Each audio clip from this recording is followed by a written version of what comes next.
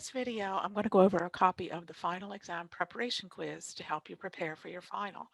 And the first question on the preparation quiz and also on the actual final will include an honesty statement and then also some formulas that you'll find helpful during the exam. And if you want to get to these formulas, a lot of questions will include the formulas, but if you need to get to them on the test, you go back to your drop down for your question list and go back to question number 1. So let's go ahead and go through one copy of the preparation quiz. All right, some of these are definitions and some of them are things that we have to work out. So it says, in the numeral 357, the 5 position represents, and that represents what? So we're going from the 1s and then that's going to be the 10s position. Using the table, write the given Egyptian numeral as a Hindu Arabic numeral. All right, so here is the symbols that we're going to use, and we see there's 3 of these, what we call these scrolls, and that's worth 300. So we have 300 plus, and then we see 3 of these rather, which is 3 times 10, 30. And then we see 1, 2, 3, 4 of the singles, so 4. So this is equal to 334. Write the numeral below as a Roman numeral, and here's your Roman numerals over here. And so we have 70 first. So 70 is going to be LXX. And then we have a 6, and remember how we write 6, we write it V and I. So V and then an I. Using the table, write the given traditional Chinese numeral as a Hindu Arabic numeral. And remember, we start from top to bottom and we go in groups of 2. So let's start at the top and we take the top symbol and we look at the value of that and we see that's worth 4 and it's going to be over a power of 10. And if we look across the table, we see there's 1,000 there. So we've got 4 times 1,000 plus, now we look at this next symbol and we notice that that's a 0. Okay, so basically it tells us there's nothing here. So we're not going to have anything at this position. And then down here we have this symbol, which is worth 6. So this is equal to 4,006. Okay, going on to problem number 6. We're using the Ionic Greek now, and we want to write this number in Ionic Greek. And we see 800, and we see there's a symbol here for 800. So I'm going to go ahead and circle that. And then we have a 0, and then we have a 5. And so the 5 is right here. And so we're looking for this, looks like a W and then an epsilon, and that's given right here in this answer choice. Complete the expanded form for 81. So remember how we do that. So this is going to be 8 times 10 plus 1 times 1. Write the Babylonian numeral as a Hindu Arabic numeral. So the equivalent here is going to be, so remember what the positional values are, 1 and 60. So we've got 1, 2, 3, 4, 5 of these symbols, which are worth 1 each. So we've got 5 times 60 plus, here we've got 10, and this is the symbol for subtraction, minus 3 is 7. So 5 times 60 is 300, so this is equal to 307. Write the Hindu Arabic numeral as a Mayan numeral. All right, so we've got 160, and if you remember the positional values in there go 1 and then 20. So we're going to take 160 and we're going to divide by 20.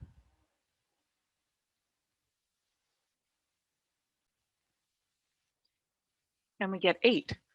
So we know that, and remember, these also go vertically. So we know in the position for the positional value, remember again, I said there were 20 and then 1. We need to have a symbol that's worth 8, and then we have nothing down here because we didn't have any remainder. If I write that here, there's a remainder of 0. So the symbol for 8 is right here, and then we want a 0 underneath of it, which is here. So the correct answer here is A. Convert the numeral to a numeral in base 10. So remember how we do that. We write that in expanded form, and we have 2 positions here. So this is worth 1, and this is worth 4. So this is equal to 3 times 4 to the 1, plus 2 times 4 to the 0. And 3 times 4 to the 1 is equal to 12, plus 2, and we get 14. Now we want to convert a number from base 10 to base 4, and actually kind of nice because we had the base 4 up here. And we have to figure out the highest positional value in base 4 that's less than 106. So let's take a look at our numbers. So we have 1, 4, and then 4 squared is 16, and 16 times 4 is 64. And if I go one more space and I take 64 times 4, I get 256, which is too much. Okay, so I'm going to take 106 and I'm going to divide by 64. So if I put my calculator over here so you can see it, I'm going to take 106 and I'm going to divide by 64. And I see that I get the 1, which I know. And then again, I need my remainder. So how did I do remainders? Subtract the number, the whole number part. So subtract the 1 and then multiply by the number you were dividing by. And I get a remainder of 42. Okay, now that's going to drop down to the next position, next positional value, which is worth 16. So I'm going to take 42 and divide by, oops, again, 42 divided by 16, and I get 2. And again, I need my remainder, so I'm going to subtract my 2 and then multiply by the 16, and I get a remainder of 10. Okay, and then I'm going to bring this up here. I'm going to drop down to my next positional value, which is the 4. So 4 goes into 10. I can do that in my head. That goes in 2 times with a remainder of 2. And then 2 over 1 gives me 2. So what I get is 1, 2, 2, 2. So my answer here is, let me get back to my blue pen, 1, 2, 2, 2 in base 4.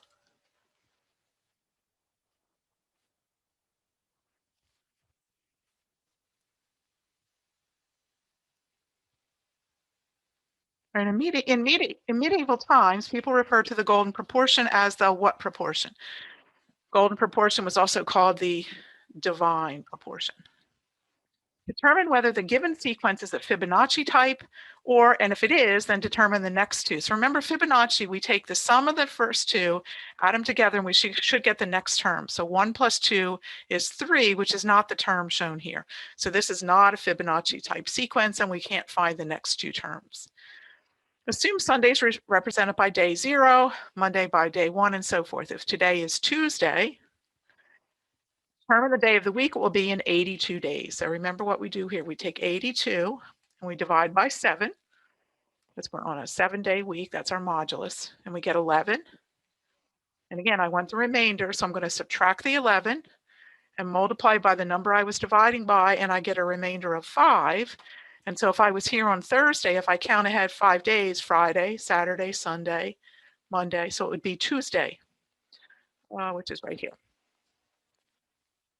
And then now we're going to do the months of the year, and we've got to go 88 months ahead. So we're going to take 88 and divide by 12. 88 divided by 12 gives me 7. And again, I want the remainder. So I'm going to subtract the 7, multiply by 12, and I get a remainder of 4. And if I'm currently in April, I want to go to ahead of May, June, July, and so it will be August. If neither principal nor the interest is guaranteed, the investment is called what? And that's called a variable investment because nothing's guaranteed. The rates could change and the principal amount could also change.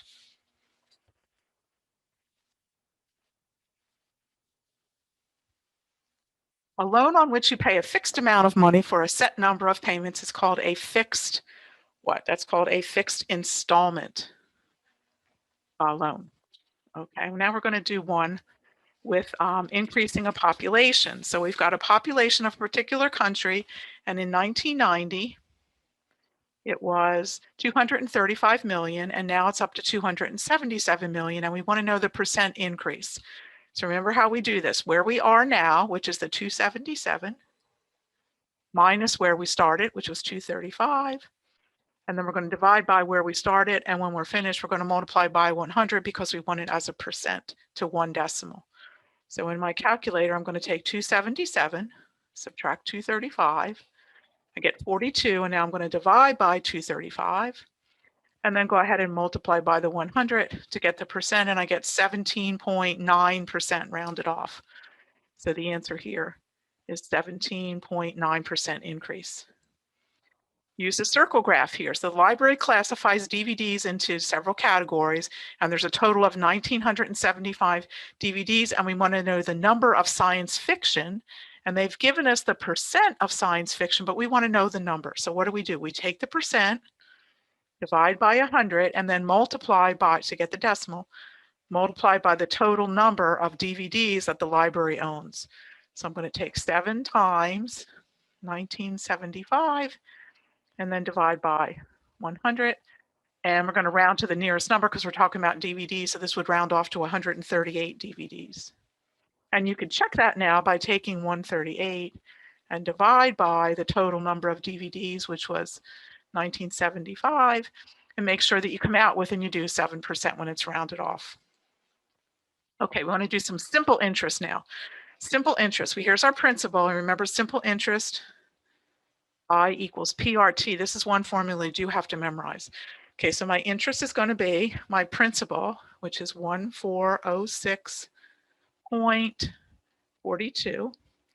And my rate here, and again, now I'm going to have to convert this to a decimal. Let me put this over here. So the first thing I want to do is change the fraction to a decimal. So I'm going to take 4 divided by 5, and I get 0.8, and then I'm going to add that to 1.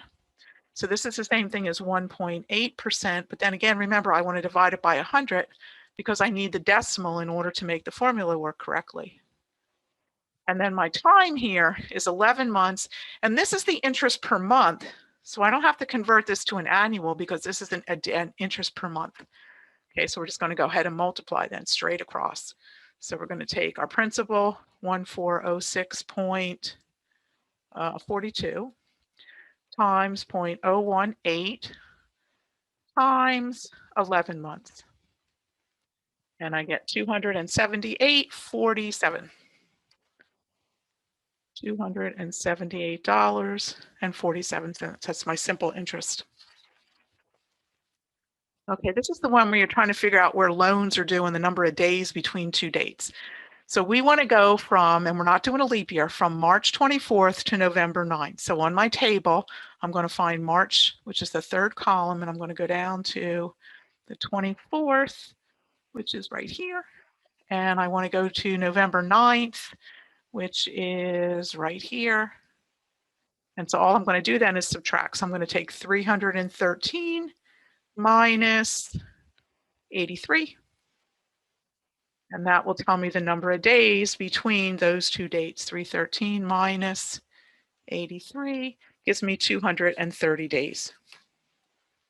So the answer here is 230 days. Okay, and then there's one at the bottom of this page too. Let's see. So Karen invested $13,000, interest rate of 1.25% compounded semi-annual. 4 years later, she withdrew the full amount to put toward a down payment on a new house. How much did she get back? Okay, so her principal is $13,000. Her interest rate is 0.0125. And it's compounded semi-annual, so N is 2. And the time is 4 years. Okay, so this is one where you could go back to the first question on the exam and look up that formula, which is right here. Compound interest formula right here. So P parenthesis 1 plus R over N to the NT. Okay, so we're going to put this in as the amount. So it's going to be P 1 plus R over N to the NT. All right, and her principal is 13,000. 1 plus, and our interest rate was 0.0125 over 2, and then it's 2 times 4 in the exponent. Now I'm just going to go ahead and do this all in my calculator without stopping. I'm going to start inside the parenthesis with the fraction, 0.0125 divided by 2, add 1, and my exponent here is 2 times 4, which is 8. Here's my exponent key on this calculator, so I'm going to raise that to the 8th power, and then I'm going to multiply it times the 13,000. And so I come up with, she's going to be able to withdraw 13,664.40 when we round it off, because we're talking about money, so we're going to round off to 2 decimal places. All right. Now we're doing one with an effective annual yield. And again, this formula is also, let me find my formula page again. This one here, effective annual yield for $1 invested at 5% compounded monthly. And again, you also have this formula right here, annual percentage yield, 1 plus R over N to the N minus 1. Don't forget to minus that 1. So we've got, so the APY is equal to 1 plus, and my interest rate here was 5%, and it's compounded monthly, and that's raised to the 12th power, and then you subtract 1. All right, so let's do that in the calculator. Again, I'm going to start inside with the parentheses, 0.05 divided by 12 plus 1. Okay, so now I've got the quantity inside the parentheses. I'm going to use my exponent key to raise that to the 12th power. And then finally, I have to remember to subtract the 1. And if you remember, this is always slightly larger than the quoted interest rate. And let's see what our answers are possibly here. And so it's going to round off to 5.12%. It's a multiple choice question. Okay, we're going to do a monthly payment for an installment loan. And again, you have the formula up here. Installment, monthly payment, mortgage payment formula are both the same. Don't forget in the denominator, there's a negative exponent there. All right, so let's write our formula over here. So our monthly payment is going to be the principal, which is $950. The interest rate, which is 0.09, and it's compounded, we're doing 12 per year, divided by 1 minus 1 plus 0.09 over 12 to the negative 12 times, and there's only 1 year, so that makes it a little bit easier for us. Okay, I'm going to simplify. Let's do the denominator first. Okay. Let's do the denominator first. So 0.09 divided by 12, 0.09 divided by 12, plus 1. Oops. Now, I need to raise this to the negative 12 power. So my exponent key, in this calculator, I have to put my number in first and then hit the negative key. And you're always going to get a number here that's less than 1. Okay, so then I'm going to use I have a store option in this calculator. So I'm going to store that number in space number 1. Then I'm going to take 1 minus, and I'm going to recall that number I just had. And I get 0. I'm going to jot it over here, 0.08576. So that's my denominator. And again, I'm going to store that so I don't have to enter that back in. Then I'm going to simplify my numerator. 950 times 0.09, and then I'm going to divide by 12. So I get 7.125. And then I'm going to divide by that denominator, which I stored in my calculator. Oh, no. And I get $83 and looks like 8 cents when I round it off to 2 decimal places because we're talking about money. So the monthly payment there would be $83.08. Okay, this one is a principal and interest formula tape, but we're going to use the table here. So what you need to do is figure out how many thousands are in your mortgage. So you're taking 65,000, first step, and divide by 1,000. And when you do that, you're going to get 65 $1,000 units. Now you're doing 8% for 15 years. So look at my table. I'm looking at the second column, and I'm doing 8%. So here's my multiplier right here. So I'm going to take this number and multiply by the number of $1,000 buckets or units in my mortgage. So 8.55652 rather times 65. And I get a mortgage payment of $621.18 rounded off. Oh, 17 cents. I apologize, should be 17 cents. Yes, 17 cents. Okay. And the next one, the formula is actually here for you on this one. The next two actually have the formula shown. This is an annuity problem. And they want to know how much the accumulated amount of the annuity will be. And we've got 30 years, 6%, and we're putting $900 in quarterly. So my amount is going to be, so we're putting in $900. See if I can focus that a little bit better. $900. And then I have a lot of stuff going on up here. 1 plus, and I need the interest rate, 0.06. And we're compounding quarterly, so this is over 4. And then it's raised to the 4 times the number of years, which is 30. And then inside here, we're going to subtract 1. And then my denominator is simply going to be 0.09 over 4. All right. So let's see. I can do my numerator first, and then I can divide by my denominator all in one set of calculations. So I'm going to start inside here. 0.06 divided by 4 plus 1. And my exponent is 4 times 30, which is 120. So exponent 120. I'm going to subtract 1. And then I'm going to multiply by, there were $900. $900. And so just in case we lose anything here, I'm going to go ahead up here and jot down what we've got so far. So we've got 447,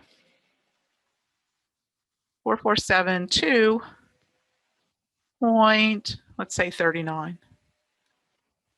And then we're going to divide by, and I'm going to use my parenthesis key so I make sure that this gets divided first before it divides into the numerator. 0.09 divided by 4, right paren, and I get 198,000,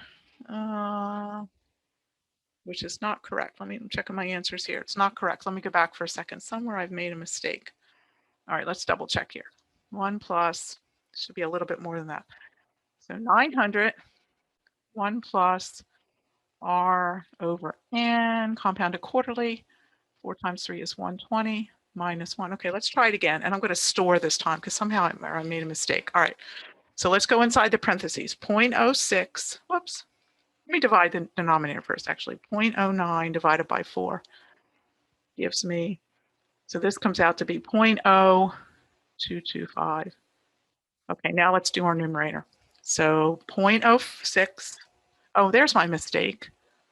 This is 6, there's my mistake right there. There we go, I figured it out. All right, so it'd be 0.06 divided by 4. There we go. 0.015. There's my problem. Now, if I take this and divide by that, I'll get the right answer. 447, 2.39 divided by 0.015. That's better. Yes. Okay.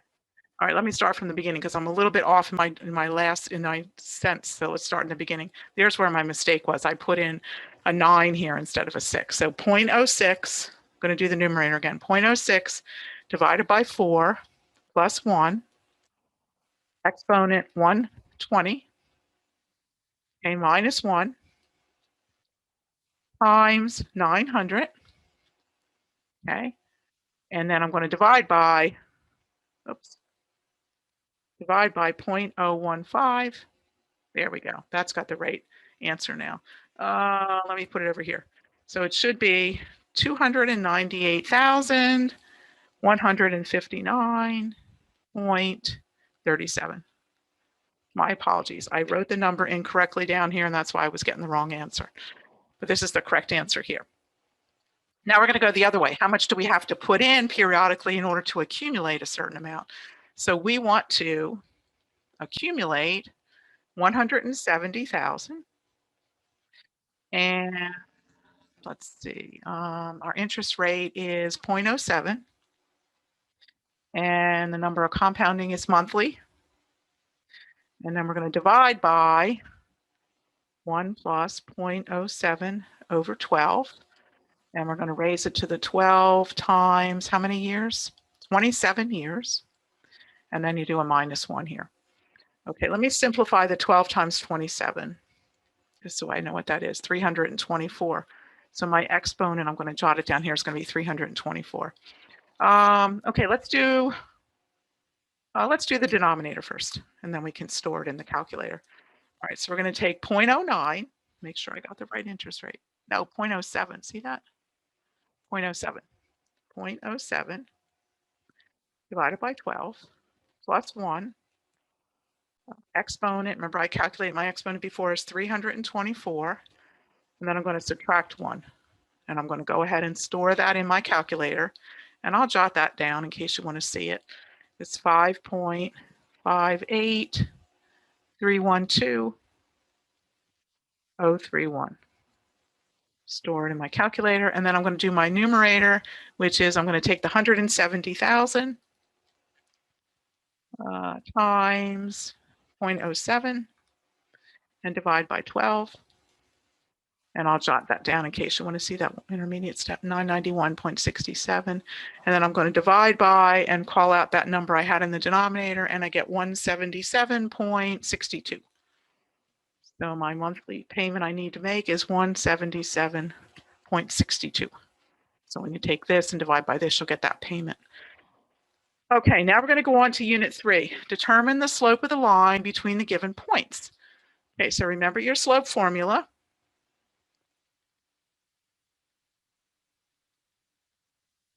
Okay, and we'll let this one be 0.2 and this one be 0.1. It doesn't make any difference.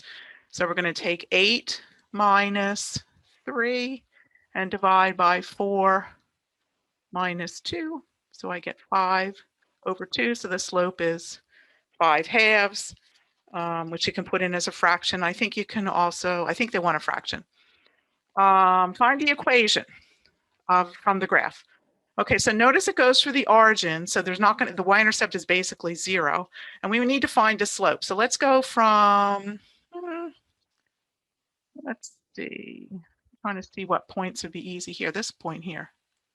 So how do we get from this point to this point? Okay, we go up 5 and over 1. So the slope must be 5 over 1. So therefore, this must be y equals 5x, which is answer B. All right. Now we want to know if this is the graph of a function. So remember the vertical line test. If we draw a vertical line and it crosses the graph in more than one place, it is not a function. All right, Jackie's Rent-A-Room recently advertised the rental of a full living room set for a down payment of $98 and $45 per month.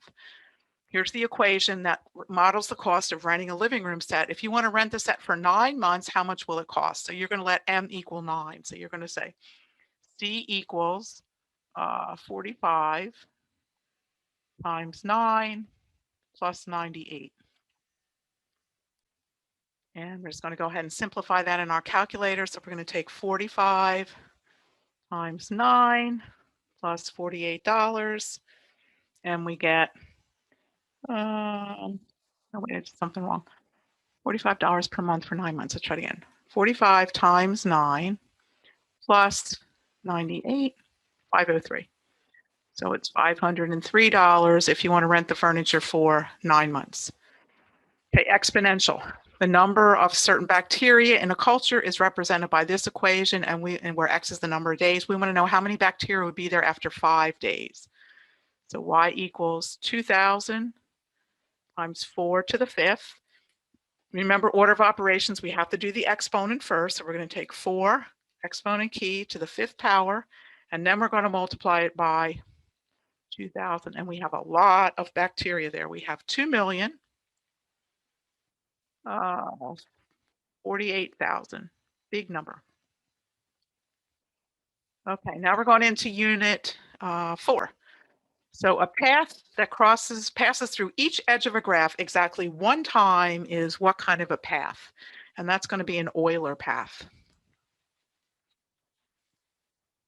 And now we want to identify a graph that has 4 odd vertices. So remember what we mean by that. That means an odd vertex has an odd number of edges coming into it. So let's take a look at what we have here. So we want to know 4 odds. Okay, so let's take a look at this one. So let's see if they're odd. This is odd. This is odd. 1, 2, 3, 1, 2, 3. Those are all odd. So that might be it. Let's just take a look here. 1, 2, 3, 4. This is even, so I can eliminate this one. Let's see. 1, 2, 3, 4. 1, 2. Eliminate that one. And then this one's got evens also. So the correct answer here is A. Identify any bridges that are in the graph, or maybe there's none. Okay, so a bridge is an edge. If I take it out, it creates a disconnected graph. And I see that right here. If I took this edge out, the graph will become disconnected. So the correct answer here is B. And then determine if this graph is connected or disconnected. So is there a path, and these large circles represent the vertices, is there a path from every pair of vertices between every pair? And they are, so that's a connected graph. And now we're going to take a look at some voting methods. Oh, did I skip a page? Hold on just a second. 34. Hold on, we're out of order here. Like I'm missing a page. Oh, you know what? I know where it is. Hold on just a second. Here we go. I had it in my copier and I forgot to put it back in order. I'm missing the page. I thought we had more on graphs. We do here. So use the following graph. Find an Euler path that starts with A. So remember, a path goes through each edge one time. All right, so let's take a look at this one. And we have 4 choices here. And one says no Euler path exists. Let's take a look at the vertices first. Let's see what we have. This is odd. Let's take a look at our odd and evens. Remember what Euler's theorem helped us with that. So what are the odd vertices? A is odd, B is even, D is odd, and C is even. So we've got 2 odd vertices. So we know that there's going to be an Euler path, and it's going to start with one odd and end with the other one, right? We know that because that's the way it works. And if I look at that, it has to be C. Let's take a look and make sure that makes sense. A, C, D, A, B, D. Yep, it's answer C. And now we're going to do Hamilton circuits. And Hamilton, remember, goes through each vertex one time. And we want 2 different ones here. And these are going to be circuits. So the first thing I would look and see if I can eliminate, because remember, a circuit has to start and end at the same vertex. So I can eliminate this one. And all the other ones look like possibilities. So let's take a look. So we've got B. Let's see if B works. So we go A, E, C, F, D, G, B, A. That looks pretty good. I'm going to put a little arrow there. Let's take a look at C. And C goes A, B, G. F. Now G doesn't connect with F, so I can eliminate that one. There is no edge between G and F, so I can't do that one. How about this one? A, E, C, over here, D, G, B, F, A. That looks like a possibility. This one looks too short. Let's see. A, B, G, D. Yeah, that goes around the outside, so that's not correct. So it's B and D. All right, now we want to create a spanning tree. Remember spanning trees, they take out edges while still maintaining a connected graph. So let's take a look at what could possibly be a spanning tree. Well, this is not correct, right? Because this has formed a disconnected graph. It's not connected anymore. On C, there's still some edges we could take out. We could take this edge out, okay? Because that's causing a circuit there, and we don't want that. So this is the correct answer here for this one, B. And then now we're into our voting methods. So fill in the blank. Voting method in which each candidate is compared with each of the other candidates is called which method? So what's that method called? And that is called the pairwise comparison method, which is the first answer. Okay, the mathematics department had an election for department chair, and we want to figure out the winner by plurality and if the winner had a majority. So all we're going to look at are the first place votes. And so let's take a look at J, S, and C. And how many total votes do we have also? So we have 17. So we have 28 total. No, that's not right. 17 and 12, 29 it looks like. Let me double check on my calculator. I don't want to make a mistake. 7 plus 10. Oops. 7 plus 10 plus 4 plus 8, 29. Yeah. All right. So let's see. Jones has how many first place votes? 7, 11. Smith has 10. And Clark has 8. Okay, so Jones would be the winner. Now, if it's a majority, it has to be more than 50% of 29, which means it would have to be 15 or greater. So Jones wins, but doesn't have the majority. Okay, this is looking at whether a majority criterion is satisfied, and I have a detailed solution on the next page so that you didn't have to sit here and watch me write all this stuff out. And this will be posted with this copy of the quiz. So here's the table, and we're going to use the board account, and then we want to determine if the majority criterion is satisfied. So there's 4 candidates. So first place is worth 4, second place 3, and so forth. So I went through the 4 candidates and I figured out how many points they would get using the board account method. And A has a total of 19, B has 24, C has 12, and D has 13. So B wins by board account. Now, is there anybody with a majority of the first place votes? And there's only 2, 4, 6, 7 votes in here. And if we take a look, A has actually a majority of the votes, okay, but A didn't win. So therefore, the majority criterion is not satisfied on this particular election because candidate B won by board account. So if we use a board account, we violate the majority criterion. Okay, and then some things on apportionment. So the first one is to find a standard divisor. So we have 166 seats and we want to figure out the standard divisor. So what we have to do is add up to get the total population. So 1283 plus 2374, 25, 27, 2725, 2155, 1592, 2511, and 2017. Okay, so my total population is 14,657. And I'm going to divide that by the number of seats to be allocated, which is 166. And so I get a standard divisor of about 88.30, which is answer D. And now we want to find a standard quota on this problem. So the first thing I want to have to do is find the standard divisor. So I need the total enrollment. So 233 plus 297 plus 153, and I get 683. And then I need to divide that by the number of scholarships, which is 25. So divide this by 25, and my standard divisor is 27.32. And then they want me to find it just for the mechanical engineering department. So I'm going to take 233 and divide by the 2732. So 233 divided by 2732, and I get 8.53, which is answer C. Okay, fill in the blank. A standard quota rounded up to the next whole number is called a what? And that's called the upper quota. When a group A loses an item or items to B, even though A's population grew at a faster rate than population B, which paradox is that? And that's called that's the population paradox. And then one final question. And again, I have a detailed solution on a separate page for this one. They want to know, here's a bunch of provinces and we have 300 federal judges to apportion. And does the Alabama paradox occur using Hamilton's method if the number of judges is increased from 300 to 301? And again, I have a nice detailed solution that you can find in the same location as this exam. So the first thing I did, I put this in Excel. It's easier for me to put in all the numbers here and I got the total. And then I said, okay, so the standard divisor is this number divided by the 300 judges.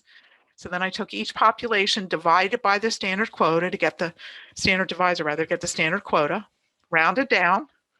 I had 4 extra seats to allocate, 4 extra judges rather, and they went to B, C, F, and G. No, F, I'm sorry. 4 more. So I had 1, 2, 3, and 4. There's where they went. Now, if I went up to 301, my standard divisor is a little bit different. It's now 585. Same steps down here. And when I did my lower quotas, I only added up to 297. So I had 4 more judges to allocate, and they went to B, E, F, and G. Now, did anybody lose a judge? Okay, none of these provinces lost anything. G gained a judge, so therefore the Alabama paradox did not occur. So hopefully this quick review of one copy of the final exam prep quiz will help you get ready for your final exam.